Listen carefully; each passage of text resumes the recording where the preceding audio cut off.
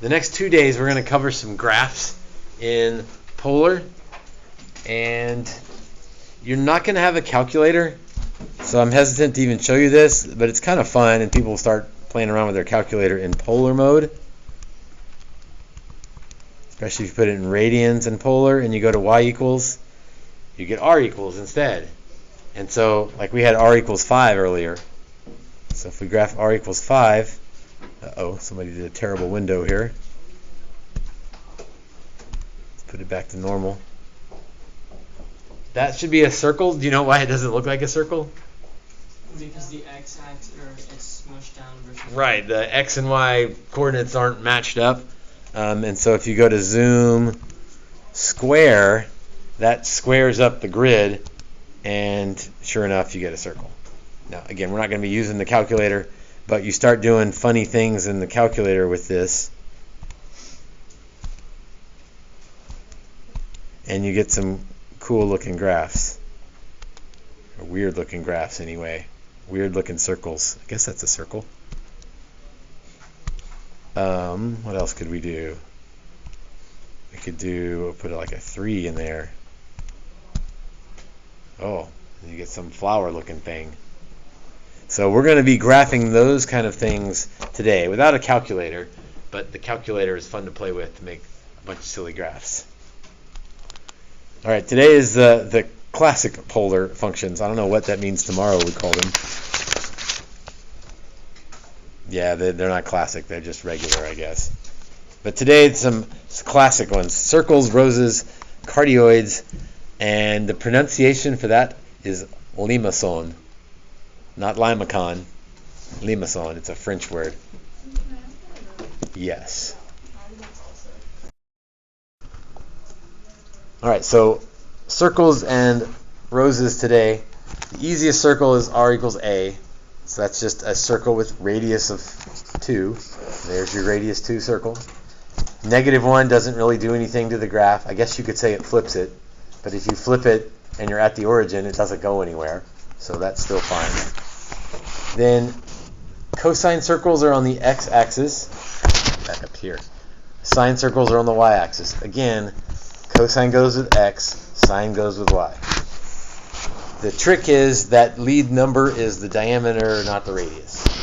So 3 cosine is a diameter 3 circle on the x-axis. -4 cosine, diameter 4, but it's flipped. R equals 3 sine theta, so that's going to be on the y-axis with the diameter equal to 3.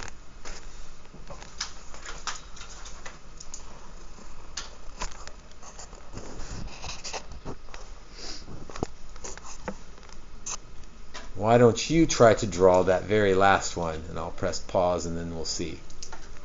On the y-axis, negative, so it got flipped over, diameter of 2. And you don't really have to graph any other points because it would be hard to put them on there in the right spot. So as long as you've got like where the center is and the endpoints, and you have a decent looking circle, we'll be okay.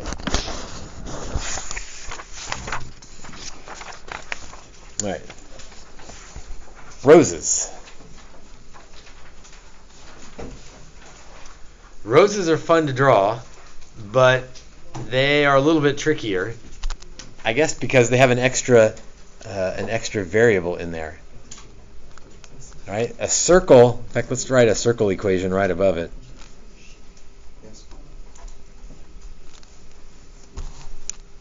A circle doesn't have that n in there. It doesn't have a number in there. A rose has some n, and n needs to be an integer for this to work. We'll come back to that in a minute. Well, note the similarity of the equations of a circle. Okay, here's where things get kind of weird. The rose will have n petals if n is odd. If n is even, it has 2 n petals. So the number of petals it has, it depends on n like in 2 ways. If n is odd, it has that number of petals. But if n is even, then it has 2 n petals. Cosine roses. If n is even, you have a cosine. Then you have petals on every axis. What's the easier way to say this? Draw the petals evenly around, so evenly spaced. If A is less than 0, it doesn't matter. So that's kind of nice. So R equals 3 cosine 2 theta. Okay, so N equals 2. So how many petals are there? 4 petals. And for cosine, well, so 4 petals, every axis, and the sort of the radius or the length of each petal is 3.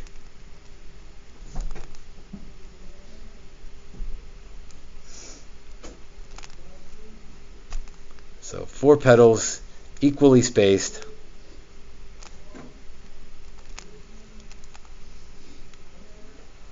Now, you can just draw the 4 petals in order. If you want to be fancy and you watch the calculator graph this, it's going to go, watch the order I graph this in.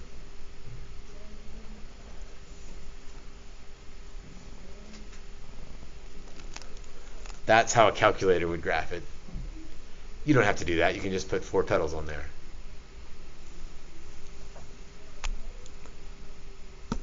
Second example, if A is less than 0, it doesn't do anything.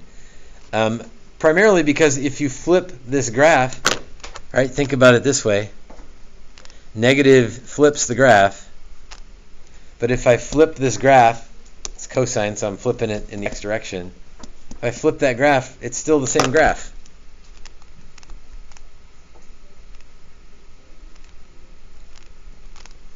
Again, the order would change up how the calculator draws it, but it doesn't matter. You're still going to have 4 petals. And so most people are going to graph it 1 petal at a time. Scale's a little off there, but you get the idea.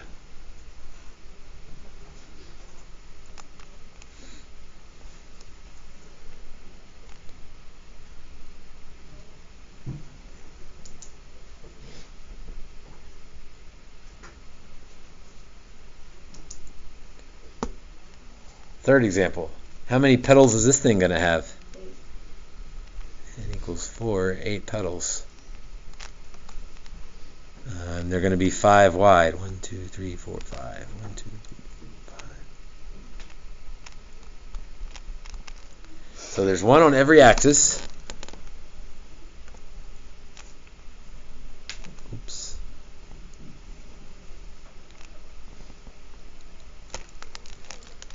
But now I need to equally space 4 more, so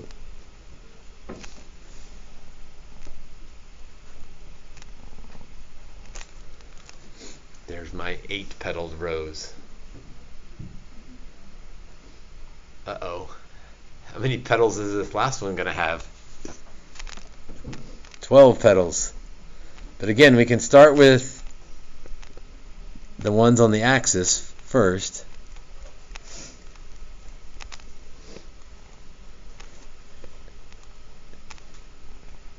And by the way, these are very narrow. The more petals you get, the more narrow they are. So I need to get 12 of them. So how many? I need to add 8 more. So I need 2 more per quadrant. So I got to squeeze in some more petals here. They're supposed to be equally spaced if I'm doing this right. Will you grade us on how spaced they are? I'm not going to get a compass out and grade how spaced they are. So yes and no. So there's 1 on every axis. If you do it like this, like if that's your 12 petals, I'm going to take off for that. Okay, because that's not close to evenly spaced. Minus 2 points for that kind of thing. But how evenly spaced are mine? I don't know. I think it's obvious that I tried to evenly space them. I'll go with that. All right, if n is odd and you have cosine, then you have 1 petal on the x-axis, and this sort of makes sense. If If cosine is positive, then it's on the positive x-axis. If it's negative, it's on the negative x-axis. And then you equally space the petals after that. To me, I would summarize it this way for cosine. There's always a petal on the x-axis. There's always a petal on the x-axis, and you equally space them from there. You do need to be careful about positive and negative because it might be on the negative x-axis. So, to me, if you can remember that much, you don't have to remember the rest of it. Always put one on the x-axis and then equally space them after that. So, r equals 3 cosine 3 theta. 3 petals.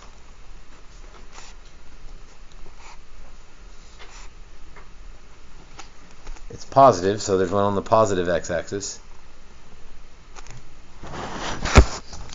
This is where things get a little tricky in terms of spacing, because I need to put 2 more petals on, and they need to be equally spaced. So, what quadrants are the other 2 petals going to be in to equally space these things? What do you think? 1 and 4? That's 3 petals, but they need to be equally spaced around the whole circle. So let's do 2 and 3.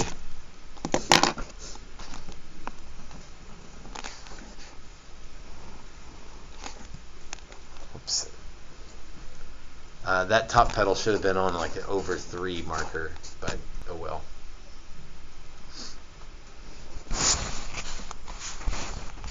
Five petals.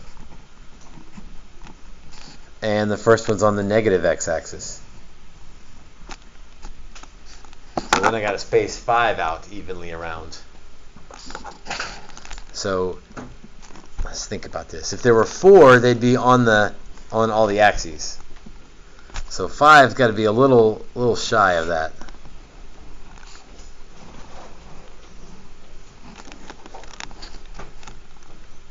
And again, your question on how accurate do they need to be spaced?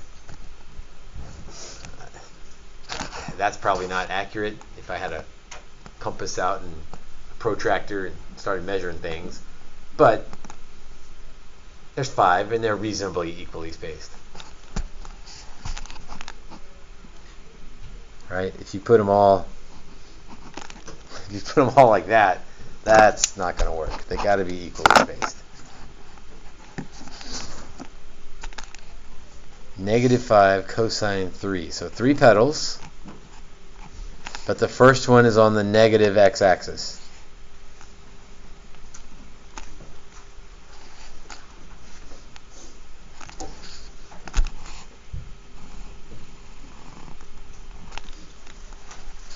And then equally spaced. How many petals on this last one?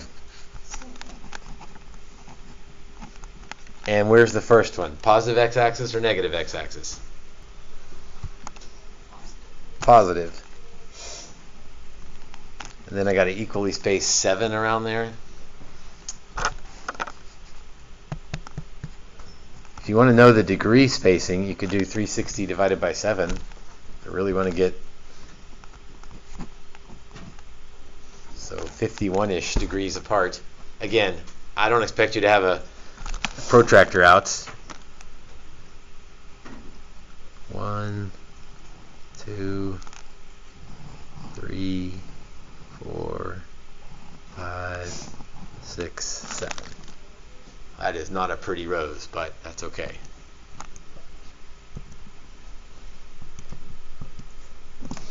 Again, you won't have a calculator, but if you had one in class or you had one at home and you just wanted to check and see that it looked right,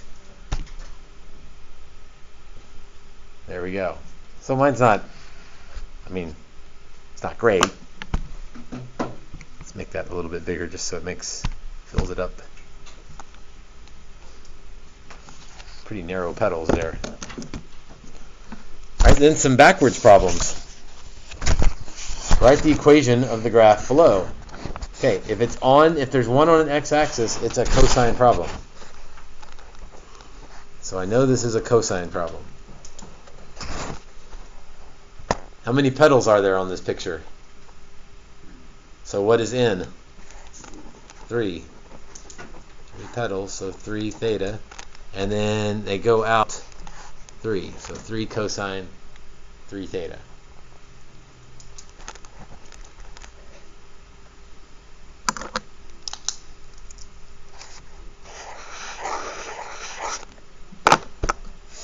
There's one on the x-axis, so I know it's cosine. 4 petals. Be careful, what does that mean n was? Even, but be more specific. 2. So 2 theta. And the length of the petals was 1, 2, 3, 4.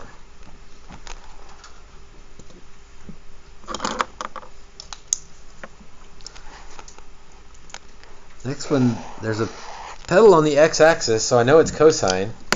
What's different about this one than the previous two? It's negative, because it's on the negative x-axis. And we can count the petals. 1, 2, 3, 4, 5, 6, 7. 7 petals, that's odd, so that means n is 7. And they are 3 in length.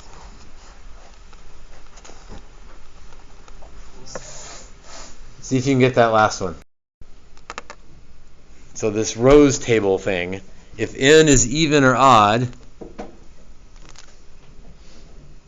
probably the odd one is the easiest one to keep track of. Cosine goes with x, sine goes with y. And negative flips it over.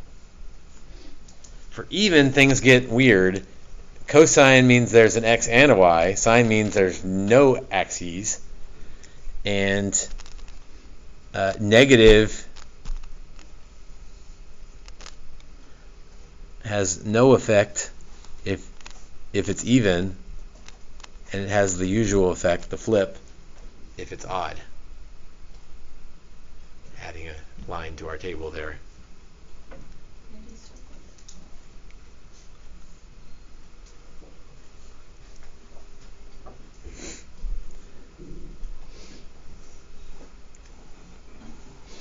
So on to this third one. If n is 4, that means there's 8 petals.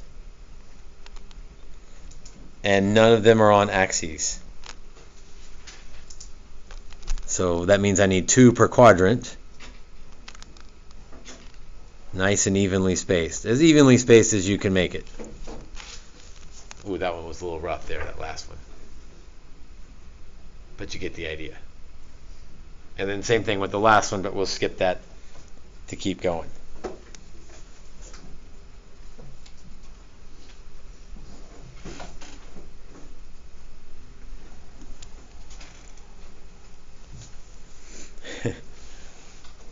If n is odd, look at this. If n is odd and you have sine, you have 1 petal on the y-axis, but sometimes it's positive, sometimes it's negative.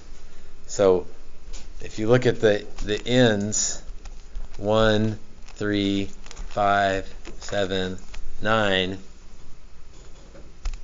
positive, negative, positive. You won't have to know how to graph sine roses with odd petals, because it's just too weird. As if it's not weird enough today. Some multiple choice questions. Let's see. Here's how I'm thinking about this. This first one. Is there an equation, or is there a petal on the x-axis? No. What does that mean? So that's my first question.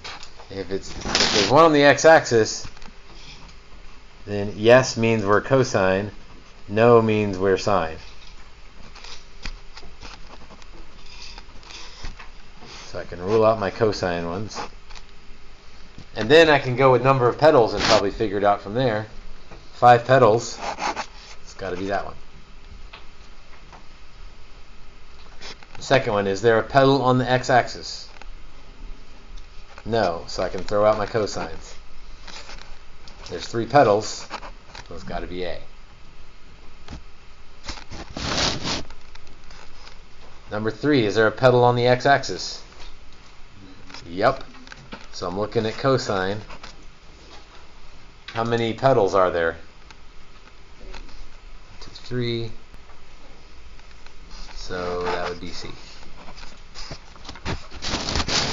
And then lastly, 1, 2, 3, 4, 5, 6, 7, 8, 9, 10, 11.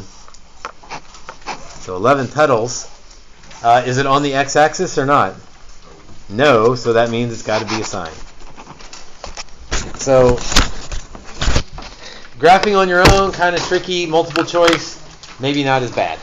Maybe. So you've got worksheet 4, I think we're on. So give those a try. We'll definitely go over some of those tomorrow because that's some tricky stuff, keeping all that straight.